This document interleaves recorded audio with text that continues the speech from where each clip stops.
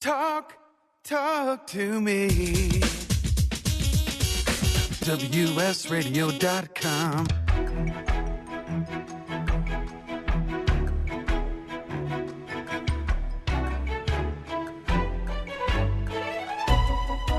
The San Diego Council on Literacy brings you Literacy for All with your host, Jose Cruz. Welcome to the show. I'm Jose Cruz from the San Diego Council on Literacy. This is Literacy for All Radio, and we're on WS Radio. Our guest for this segment is Kristin Shea-Thiel. She is the Reading Program Coordinator for the Children's Initiative here in San Diego, California. Welcome to the show, Kristin. Thank you, Jose. So glad to have you. Our second guest of 2019. And golly, there's so many places that we can go with this because, one, you work with an agency that does a lot for children in the community. I think is there only one children's initiative in the world or San Diego, or is there a bigger children's initiative somewhere? We're the only children's initiative that I'm aware of. There might be other agencies with the same name, but we've been around a long time here in San Diego. And doing a lot of work and advocating on behalf of children and youth. Very good. And what are some of the things that the Children's Initiative does? We'll come back to the reading program because it's a literacy show, but this comes from a whole bunch of services that you're providing here for children in the community. What are the things that take place? Well, the Children's Initiative has really kind of evolved over the years. It's been around for over 20 years. Originally, it was designed to help people collaborate, and agencies collaborate, and policymakers collaborate on behalf of children and youth, because everybody was doing their work in isolation. And so it was kind of helping people who were doing similar things to collaborate.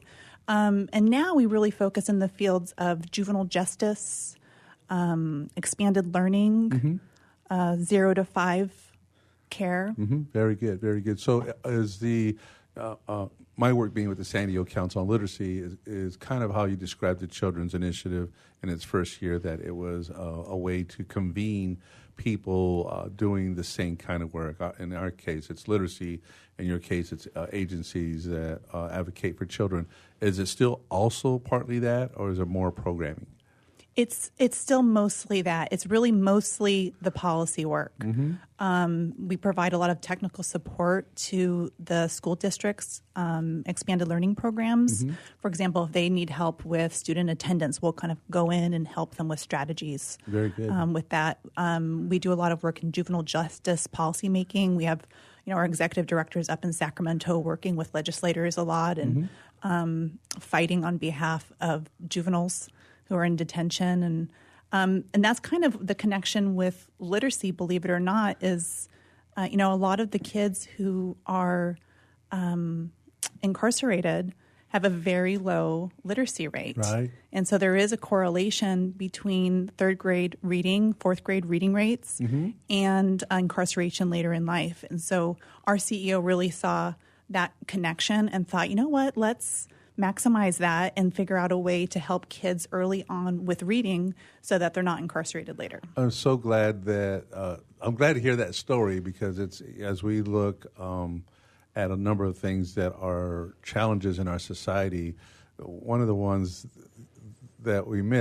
things that we miss is like, hey, these guys don't read, or they don't read well, and this is creating a sense of not belonging, of being on the outside, of not having the skills. Yeah, it's a barrier to success. Yeah, and so glad that you've gone into that arena. But you had to work to get where you are. We're going to talk about the AARP Foundation Experience Corps, but you had to work to help pull this program together. Do you want to tell a little bit of that story? Sure. Well, I think before I came on the scene, our CEO has been working for years trying to figure out how to bring reading programs, structured reading programs, to expanded learning, after school programs. And then she had been working with AARP Foundation Experience Corps at some point, and this funding stream came up, so we applied for it. But we had dabbled in it before, just to kind of see what worked and what didn't work, which was great because Experience Corps had mostly just been during the traditional school day. Right. And so they really looked to us to be the model nationally for how to implement their tutoring program in the after-school environment. Very good. And I guess it just worked out that you came across the AARP Foundation Experience Corps, that it fit what you're looking for, because I do recollect maybe we talked in the past about a tutor training curriculum. And so you found the curriculum you were looking for. Yes. I mean, it just kind of evolved, Jose, you know. Yeah, very good. Yeah, based on what we could see was working, what wasn't working. We trained tutors not just on our structured tutoring session, but, you know, a lot of these tutors, they've never been in a school before. Yeah. Or if they have, they've never been in an after-school program. Some of them have never been around kids before. So there's a lot that goes into the training. And so we looked at best practices for trainings. You and I talked, and San Diego County Office of Education helped, and then Experience Corps National helped as well. And then my background's an elementary school teacher, so I tapped into that knowledge too. Well, I've watched you do tutor training. You're very good at it. Thank so now you you. just told me that you have this teaching experience, which I did not know, and so it does come across. The elephant in the room here is who your tutors are. And maybe the tip-off is that it is the AARP Foundation. Tell us about the folks who are providing the instruction to the young people you're targeting. All right, I'd love to. So our tutors really are absolutely amazing. They're all age 50 or older because we are funded through AARP Foundation Experience Corps. And 50 is young, Jose. 50 is so young. It is. But you know, that's their model. It's AARP now starts at 50. So, but our oldest tutor is 92. Wow. So there really are generations within our tutors. So that's a 42-year span. I know. It's amazing. Right. Very good. Yeah. And so we have about 55 tutors or so, and most of them are committed full-time tutors, so they're tutoring twice a week at a school. And we try to find tutors who live close to the school. So our goal really is to have folks volunteering in their communities, getting engaged in their communities. And the goal really is to get older folks out and engaged. Some of these folks are super busy people and they barely have time to tutor. And then other folks are really looking for something to kind of get them out of their house and get them engaged in their communities. Well, you know, we're looking at a resource here that,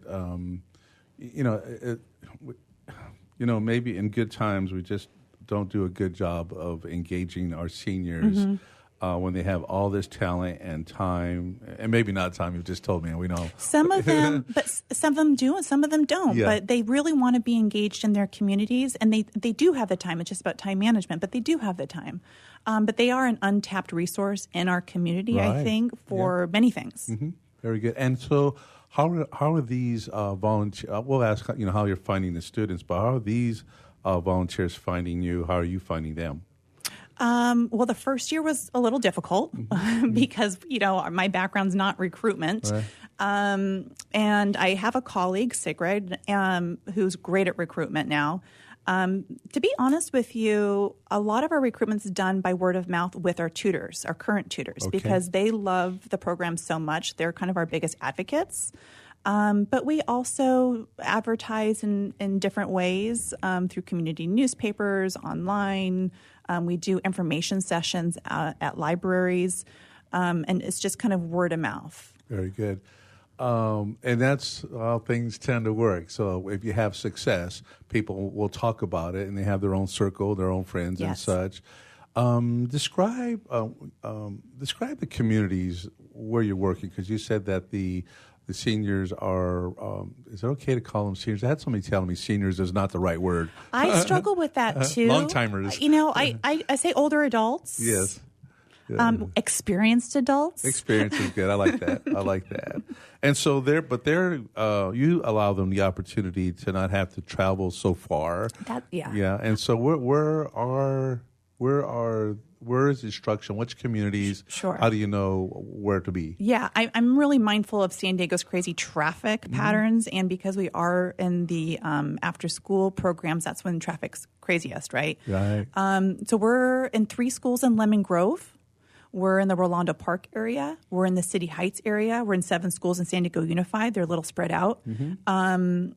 College area, University Heights, Normal Heights. Very well. Yeah. Very good. I was just going to say you've selected very well. I mean, I know these communities, and I know that there's a need in all of them. And part of it is the collaboration with the school districts, too, and they've helped us choose the schools. And who do you work with there? How does that take place? Is it more people who are familiar? I guess it's the school. This is such a big school system is why I'm asking. Yeah, San Diego Unified. Yeah. I think it's like the 7th largest in the nation, something like that. Yeah. It's huge. But we work with the Primetime Department. I think they have a different name now, but basically the Expanded Learning Department. And they've helped us select the schools based on certain criteria, kids most in need. But also we wanted to select schools that had a really strong structure in place because we were going to be during the school day. We're after school. Very good. Now, you've introduced a new phrase here, expanded learning. So that's an area of public education that adopts programs like yours? Yeah, I don't know if it has to be public education. I think it could be at a private school too, but expanded learning is the time outside of the traditional school day that kids might be at school. So some of these kids get dropped off at school at, say, 6:30 in the morning, and they're there until 6 p.m. Excellent. Well, we'll be back. We're just going to take a break, but we'll be back with Kristin Shea-Thiel. She's a reading program coordinator with the Children's Initiative. And I'm Jose Cruz. This is Literacy for All Radio. On WS Radio, there you go, the worldwide leader in Internet talk.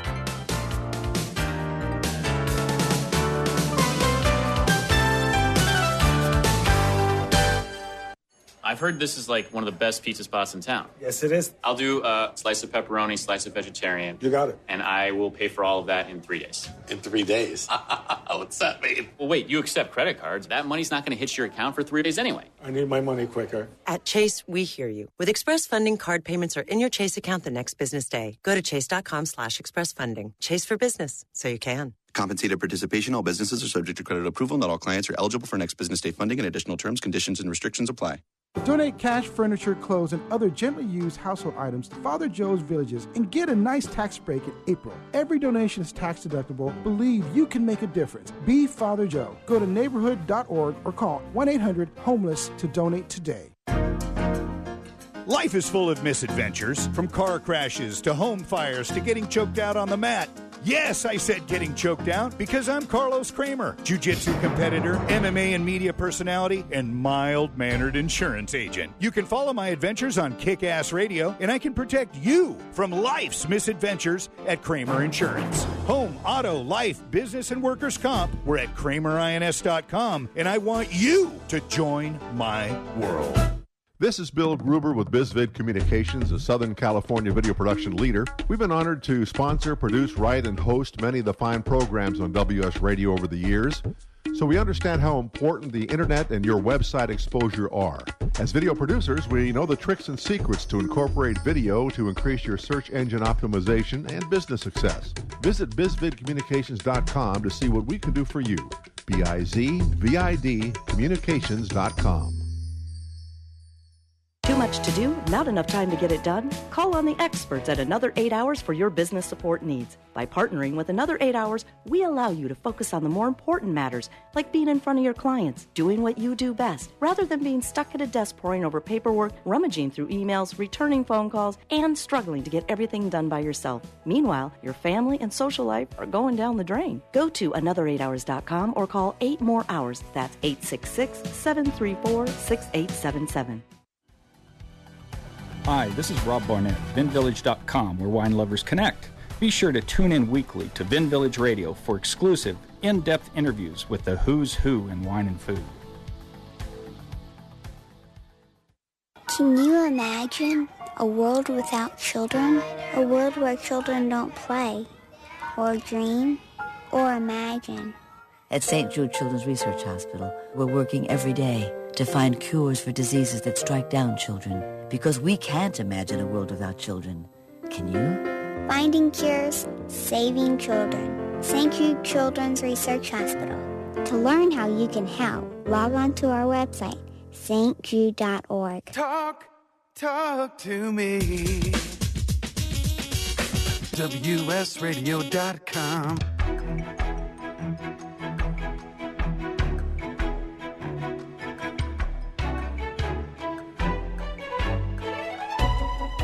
The San Diego Council on Literacy brings you Literacy for All with your host, Jose Cruz. Hi, I'm Jose Cruz. You're listening to Literacy for All Radio on WS Radio. Our guest for this segment is Kristin Shea-Thiel. She is the Reading Program Coordinator at the Children's Initiative. This is our second segment with her. Kristin, I wanted to ask you about the children that you're serving. Mm-hmm. And it's still, I think, a concern and sometimes even a surprise to the extent that there are children, a lot of them, who need help, who need help beyond school. What are the ages you're working with? What are you finding with these particular children? Why have they fallen behind? Why do they need the help that you're providing through the mm-hmm. Children's Initiative?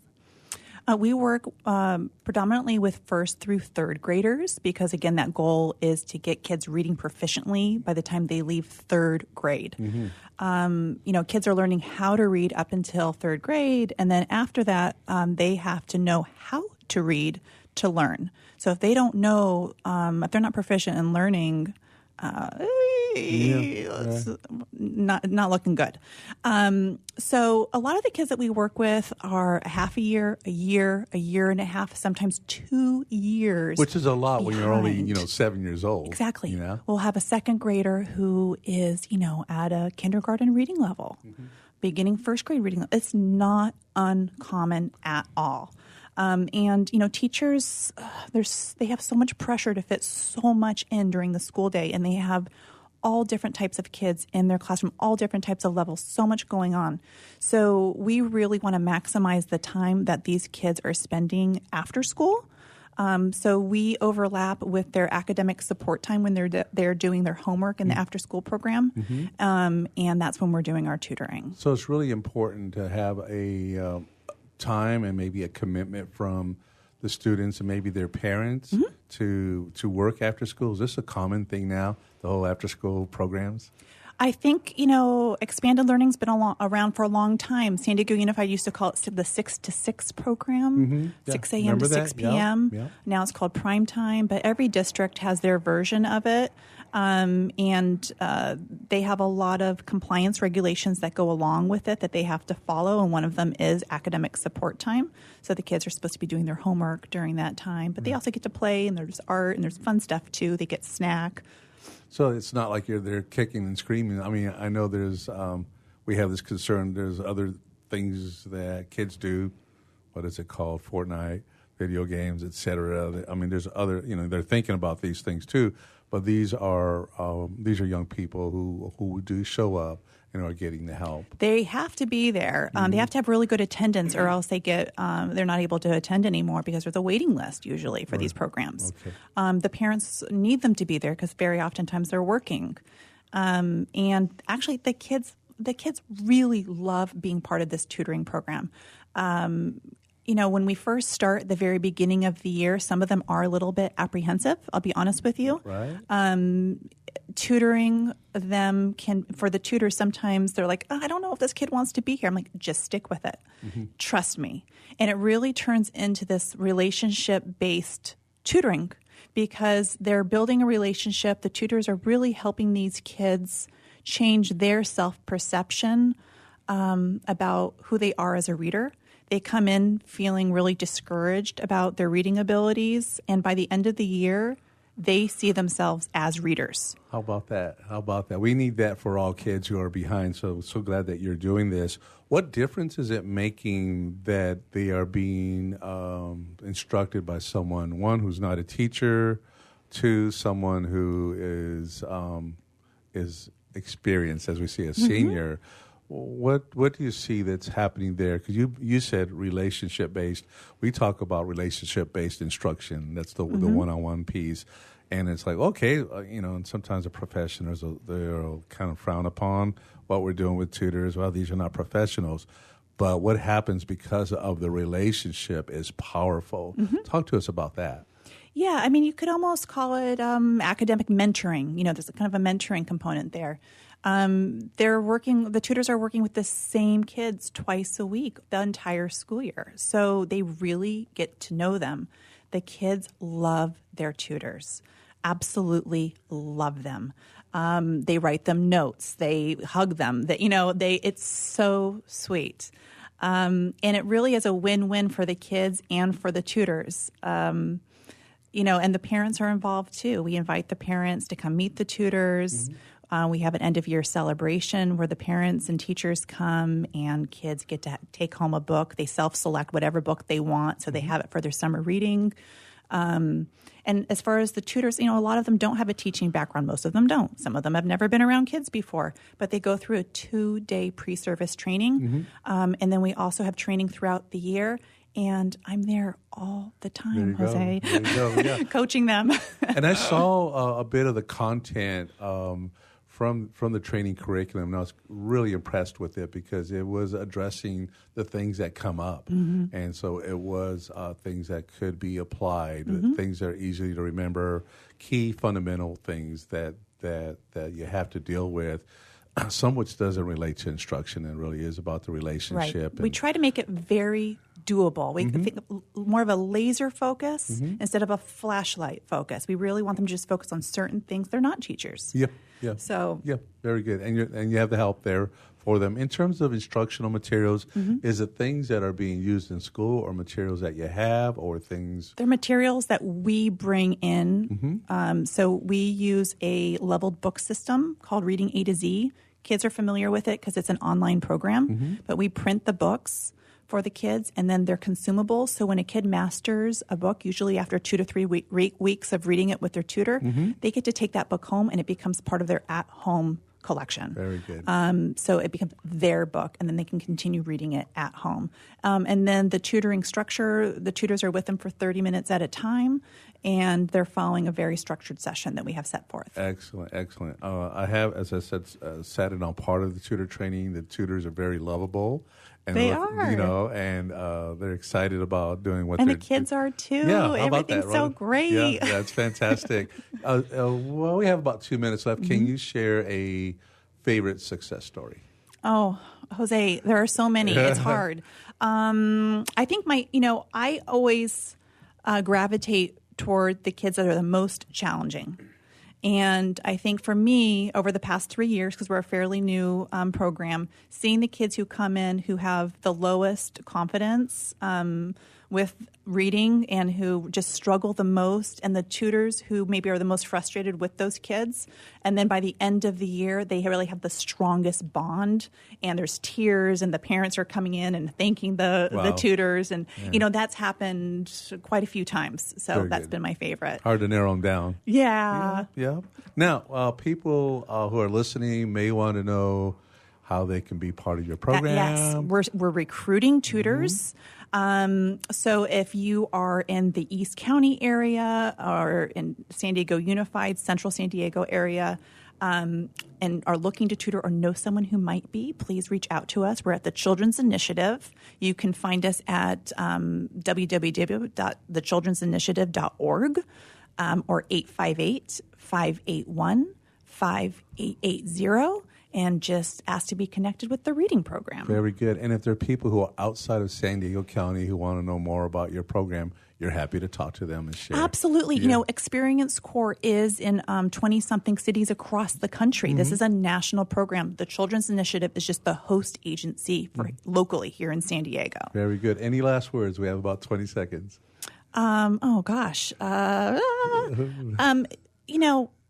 Get involved. Very good. Find something to do in your community. And if Experience Corps appeals to you and there isn't one near you, there are other great tutoring programs happening close to you. Excellent, excellent. So glad to have you, Kristin. They picked the right person for this job. Oh, thank you. Congratulations to the Children's Initiative, and thank you to all the tutors. We're done with this segment. I'm Jose Cruz. You've been listening to Literacy for All Radio on WS Radio, the worldwide leader in Internet talk.